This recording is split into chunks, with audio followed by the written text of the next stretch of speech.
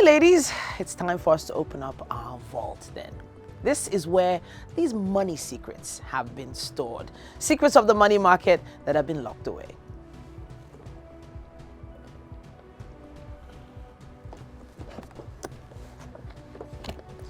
All right then. Our secret for the day is a very, very interesting one, ladies. Opening up our vault, we reveal this. Investing is the opposite of gambling. So what's the difference, you may ask? Good question. When you're talking about investing, you're talking to people about a decision that's made on logical and sound assessment of possibilities. On the other hand, gambling involves taking a swing at chance and just riding with it. An investor pours in more money when he or she reasonably believes that the odds are in his or her favor. A gambler, however, will bet their money without caring whether the odds favor him or her or not, with hopes that it's their lucky day. Now, there's a fine line between the two, and it's easy to relate investing to gambling because in both cases, most people lose money, and there's a tendency to blame external factors instead of blaming ourselves when things don't go as planned. We tend to blame the markets, claiming they're rigged the same way casinos have an edge over gamblers. But this is why we lose. You need to DYOR. Do your own research before investing in the stock market. And of course, the stock market becomes a casino only if you're not well informed. All right, then, that's it from our vault today. Let's take a quick break. We'll be back after this.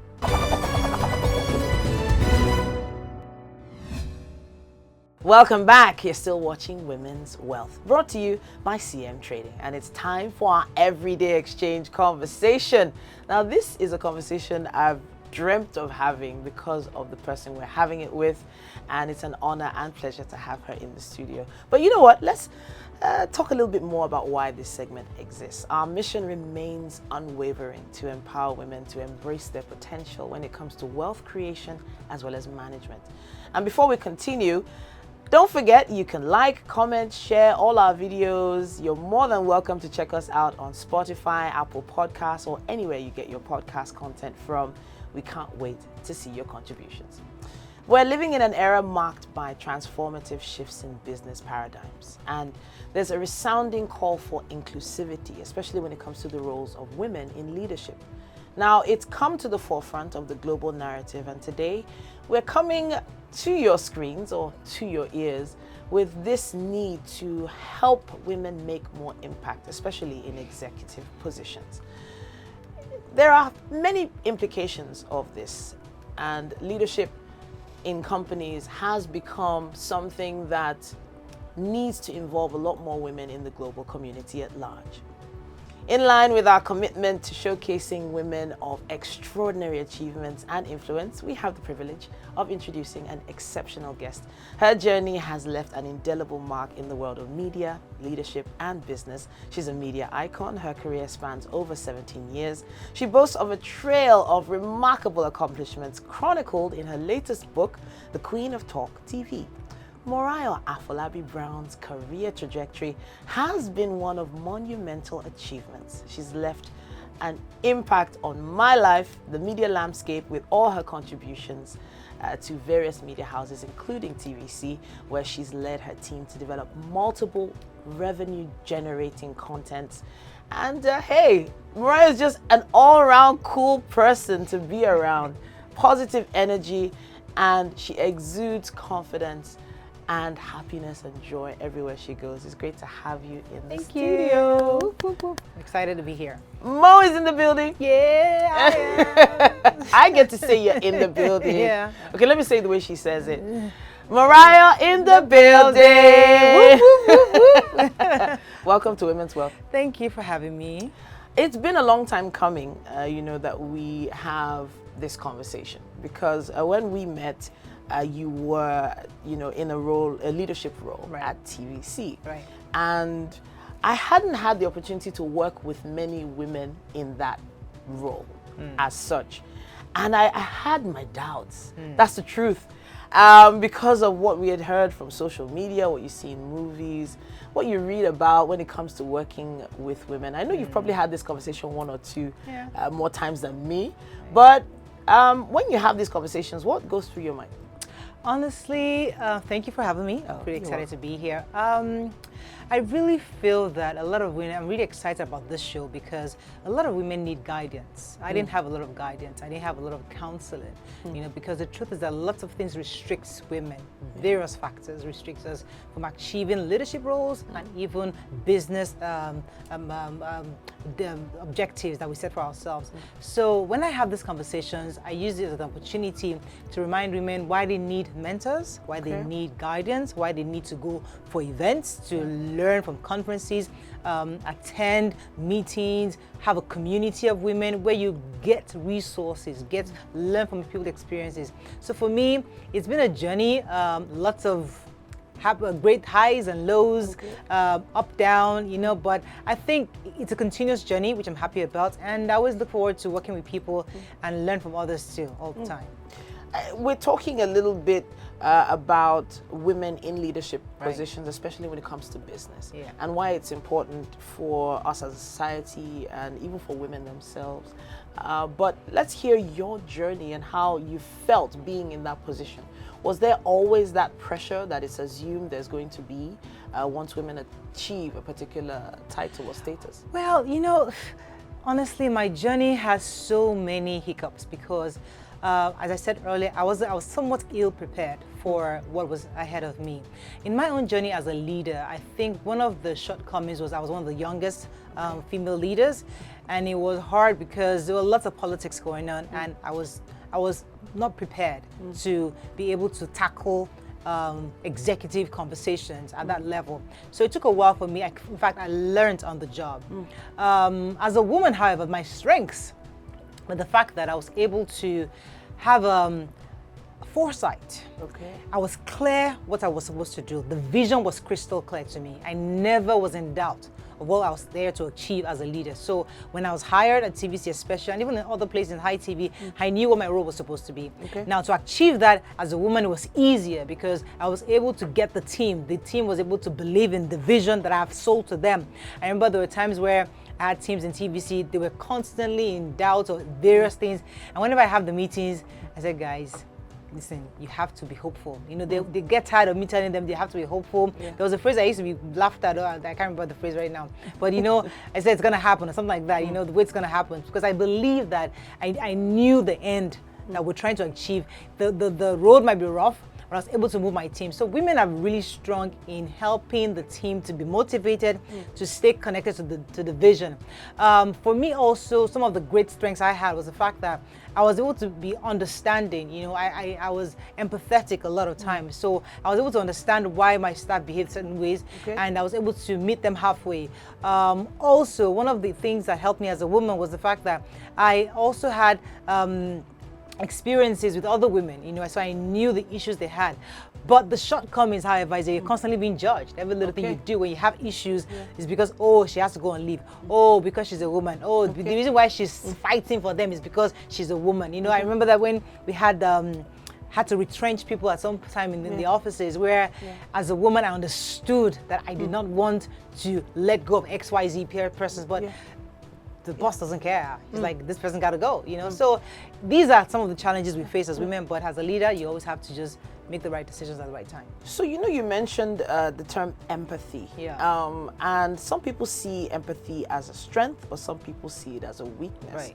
So what do you think right now, having empathy at a particular position, in a leadership position in a company, do you think it's a plus or sometimes a minus? That's a very good question, because the truth is that in a capitalist world, it's seen as weakness because they expect you to keep your eye on the ball and focus strictly on the business. But the truth is that we're changing the world. The world is changing, and we must accept the fact that back in the day, we didn't have daycares in the offices. Goodness back in the me, day, that we was used a to have struggle. Maternity leave for 3-6 months. Things are changing. So whether we like it or not, in the same capitalist world, we must accept empathy. People are going through things. We must understand where they're coming from. People have issues with mental health. People have issues with physical struggle, issues they have with their own families and loved ones. So whether you like it or not, we must be empathetic to certain people who are going certain things. However, when the objectives are clear and what needs to be done, we make things available to help them to go through that. It's after that's been done for a period then you can decide, okay, you know what, we need to drop the empathy right now and then we move on. But however, we must ensure that times have changed. We must be able to empathize and sympathize with people when it's required. So now, in terms of structure, do you think you have a balance in mind? Should you be at the top of a company right now? What sort of balance do you think is actually adequate for a company to have when it comes to women versus men? Do you think there is an actual formula? Honestly, I'm not one of those that believe that you have to just hire women because there's a woman. Okay. I believe that we should have a good 50-50. It's important because women do bring light, freshness to a company. There's something about the presence of women that brings newness, because we are, as I said before, we have our eye on the ball. So for example, the company has a goal of ensuring that we sell diapers to 2 million families in the next 2 years. All the woman is thinking is, how do I get that 2 million? How do I get the mother to buy this product? A man is thinking right now, okay, you know what? We have a strategy, let's plan the strategy. But the woman is thinking, how do I sustain the strategy all the way? So it's one thing to have a strategy, it's another thing to make sure it's sustainable. So a woman is thinking not just now, she's thinking long term. She's thinking the fact that that child is going to, I want this woman to be able to recommend it to another woman. She's thinking that child also to be able to grow into becoming connected to the product. And also you're going beyond being a Pampers provider, so a diaper provider, to something more than that. So a woman is thinking bigger picture. She's thinking not just diapers. She's thinking a product that their family can eventually enjoy. She's looking way beyond. So a woman brings so much more into a company than just the fact that she's the female version of the... It does seem to be happening though. In many companies, even in the banks, you know, we're seeing a lot more women being pushed to the top. And I say the term pushed because it does feel like a sort of affirmative action. Yes, it does seem like a struggle to see some certain people in certain roles. Now, where does culture come into play here? Especially being African women now, that's the perspective we have.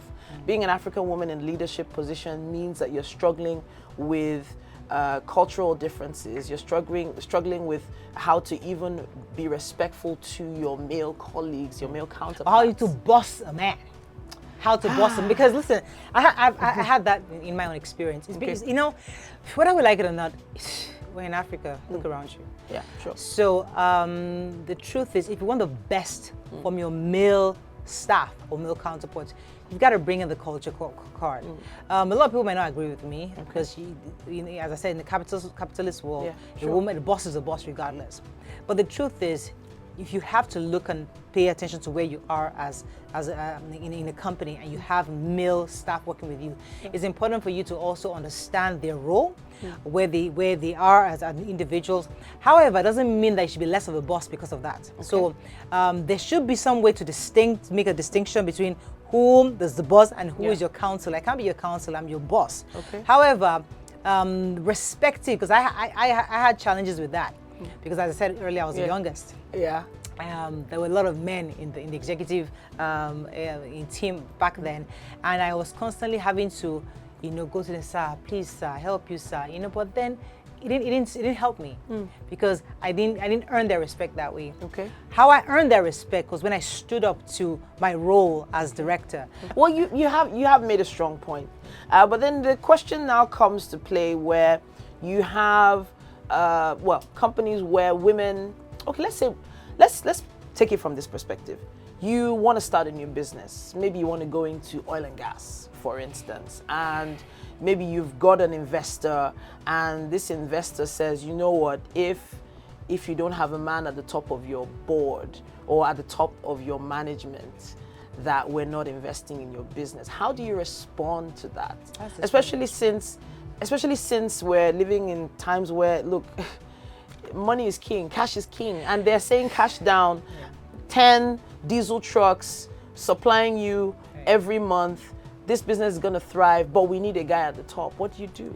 That's discriminatory, obviously, and that's why we need more women at the top. So I think that's an opportunity to say that women need to support more women. As we're growing, we need to lift others up so that when you're confronted with that, you can go to another company that actually accepts you as a woman. The truth is that exists. But it's not going to change by a flip of a switch. It's going to change when more women come forward to support others to get that wealth. The wealth is there for us to take, and I think more women need to walk into that role in real estate, in oil and gas, in technology, in all spheres of life. We need to drag more people up there so that we control the currency, and when we do that, we're able to support each other. I'm thinking now about those women leaders while they're in that position, they also have to balance the home. I know you've been able to do that in an amazing way. You have 4 kids? Yeah, I do. 4 kids, Mo? And we wonder how you do it, and you still look sane every day. Well, you still, because we see you every day. We literally see you every day. Right. But see, I think this balancing thing, with this question we get a lot, we try to remind people that, listen, the woman is not the only person that makes the home. It's a community. Okay. The husband is part of the home. So he's also balancing work and home, you know, because one of the things I tell people is that I'm lucky to have a system in place. That's my mother-in-law is around, my grandmother-in-law lives with me, I have 2 helps, I have a house, I have a house full of people. So there's a system that works, and a lot of women in my shoes are lucky. However, there's some women, unfortunately, their spouse doesn't allow them to have helps, you know, and that's a problem because, as I said, things are changing, life is moving, you've just got to change. So I think we can balance it if we put the right structures in place. We can balance it if we have the right support system. People are there to, and be neighborly. You know, talk to your friends, talk to your neighbor, know the kind of people you have an inner circle, have your own small circle of people that you can take your kids to, you can trust your children with. So find a system that works for you, because the truth is that we will build our careers. We're going to, because the world needs us. And if the world needs us, we need a system to support the back, the home front, so that we can be also effective outside and inside also. Okay. And when you use that term effective, I feel like replacing it with so that we can make money. But how much money are we allowed to eventually make? So now, this is where we come to a point where, yes, you have finally broken that glass ceiling. You're now a leader in this company. You're on the board, but you're not being paid as much as what other counterparts are being paid. And this is an issue. In fact, there's some people that think that if you come into a particular workspace and there's 100 cubicles and you see a higher percentage of women, that company doesn't pay too well. Because there's not a company like that will be paying that what they're supposed to be paying if they have that many women. So the men won't accept certain amounts of money. The women are accepting a little less. How do we deal with this? That's why, Titi, I said that we need a support system. I know of a group of women who've come together to create a system where they actually help women in this position. They help you to negotiate. They help you to demand your rights. They tell you, you know how men go out to this boys club and have conversations? There's a high level conversation for women also, where they're discussing real life issues and they understand. I need to know this group. So that and we need more of those groups. We need more women. So that's what I'm saying, that there will be always that glass ceiling, but we can smash it if we support each other. So we need those groups of people who say, you know what, you can negotiate, and if you don't negotiate, we have enough influence in the board to change the MD who is stopping you from moving to this position. There are various ways of doing it, but you can't do it by the flip of a switch. It's something we all need to do together, and we must be conscious and intentional about doing it. But do you believe that presently it should be equal pay, or do you believe there are some women that actually deserve more pay?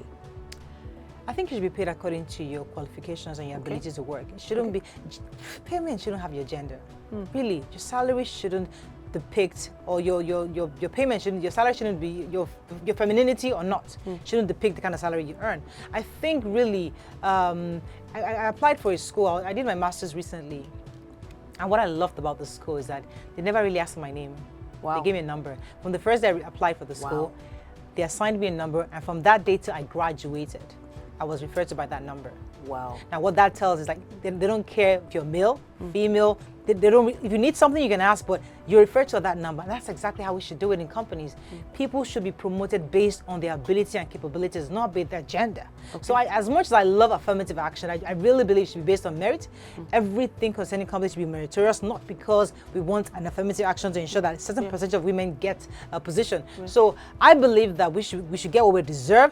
And if we deserve more, absolutely. If we deserve less, no problem. But it must be simply based on merit, nothing else. the intentionality of focusing on getting these positions now, I think, is something we need to just drop a few tips on. How can we be more intentional as we round up? I think really it's really to be conscious of the society we live in, be conscious of the benefits of women being part of the system. As I say, when you see the bigger picture, you can understand that, listen, there's no future out there, even in the corporate world, without women being involved. So I think one thing that is really key is that when you're being intentional, even in hiring, even in firing, ensure that you maintain a good ratio of women in your company and women to men, because that helps you as a company to move forward.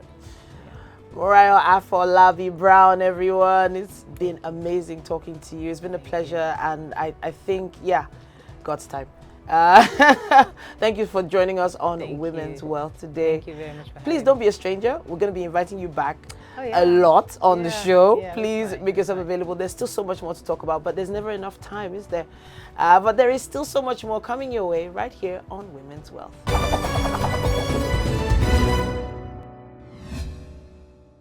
It's time for us to find out what's happening in the markets. Are the markets in the green or in the red? Let's find out from Dr. Fred.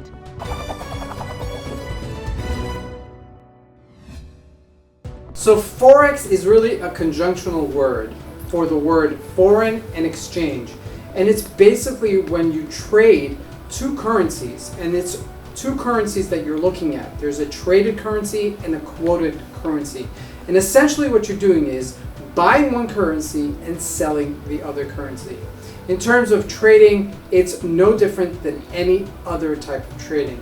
There could be the mechanics that are different, but from a technical analyst point of view, it's trading the financial markets is no different whether it's Forex, indices, commodities, cryptocurrencies, or even stocks. So some of the biggest risks involved in trading the financial markets is losing money.